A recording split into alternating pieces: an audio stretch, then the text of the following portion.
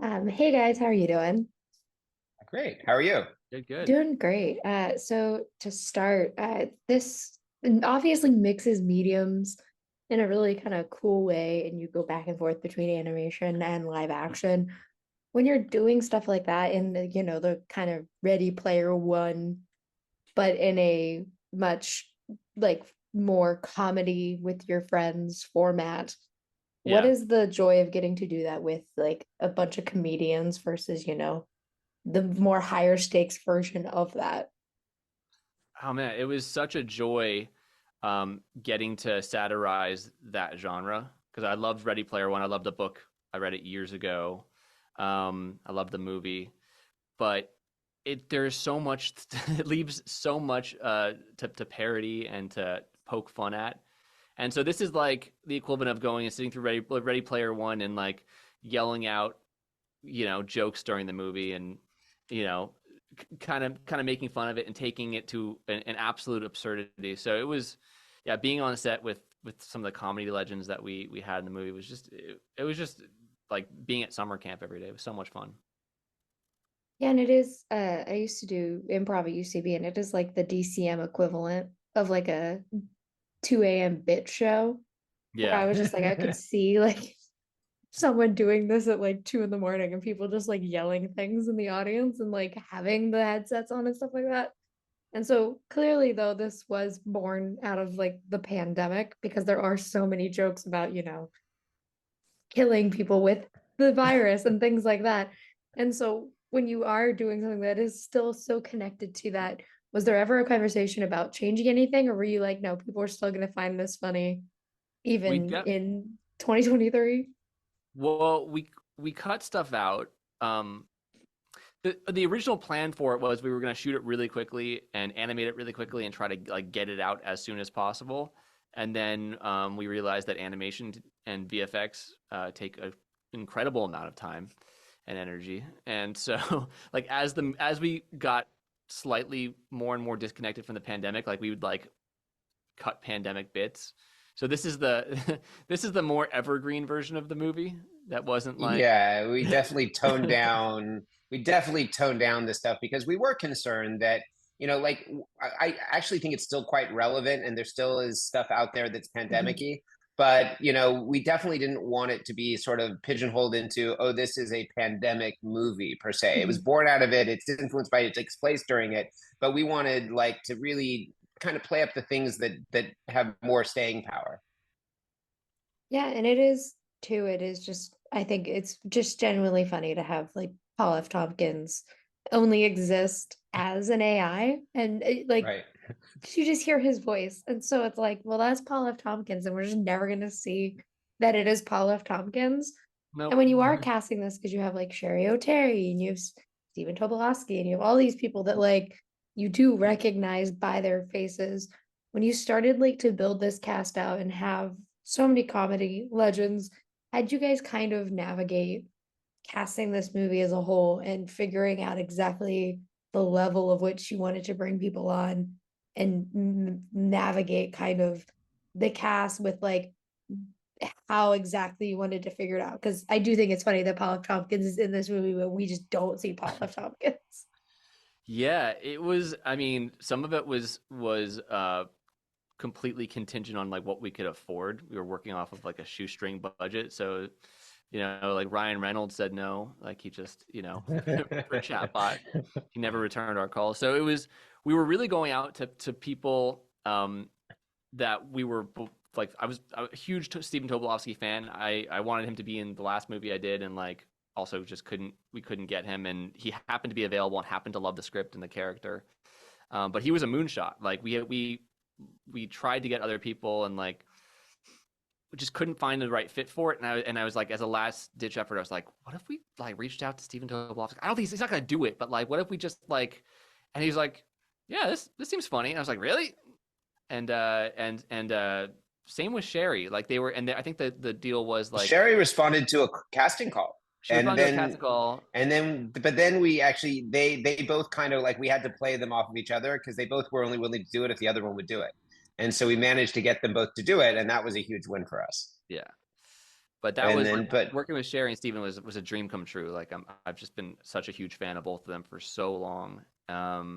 And yeah, Paul Tompkins, like Mr. Peanut Butter. we're like, we really need the right voice for chatbot. And so that's when we brought him on. So it was like there wasn't even conversation. We had we needed someone for that AI character.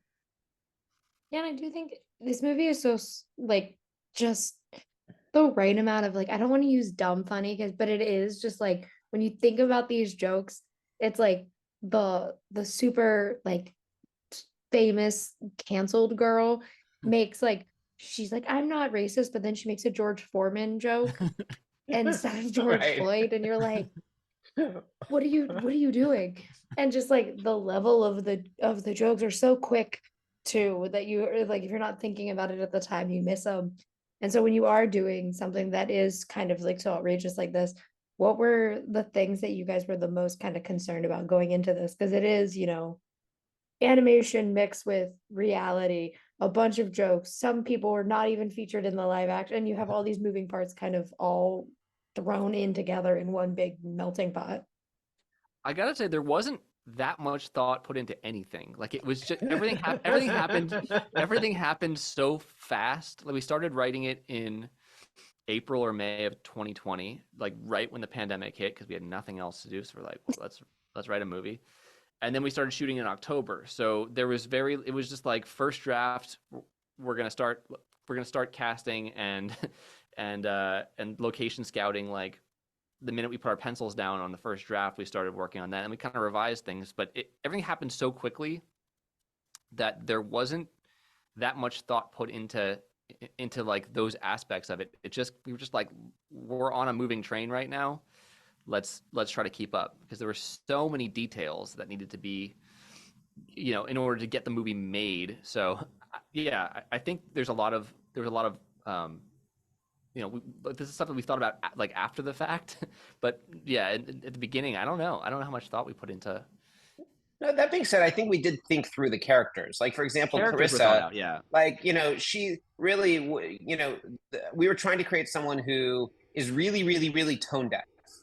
Meaning, like, she doesn't like if she's concerned that she doesn't want to date someone who date a racist, then like there's a part of her that wants to do the right thing and wants to be, and wants to be a good person, but she's so clueless and checked out that she says the wrong thing all the time.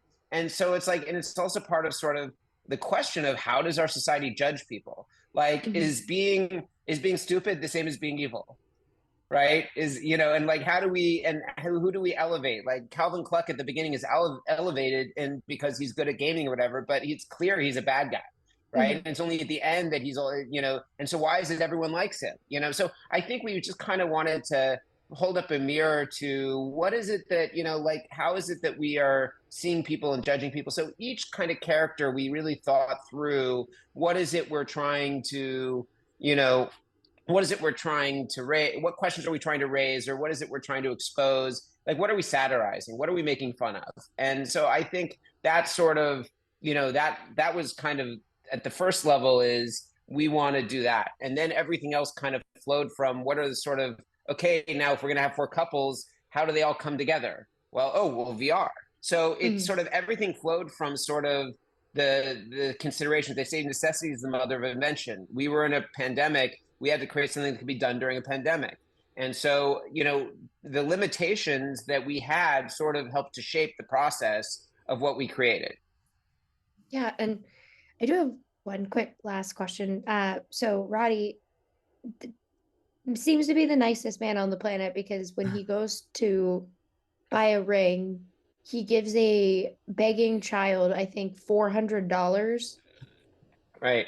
in a thing. And so, like, my simple question is, why did he give this child $400 who seemed to be greedy at the moment? Because she went like this and then looked at it, was like, that's not enough, and just kept asking him for more money. And he just was like, okay, and kept doing it until she was like, that's, and now I'm satisfied. Because I watched that moment and I was like, wow, this guy is like, you're right, kid, here's more money.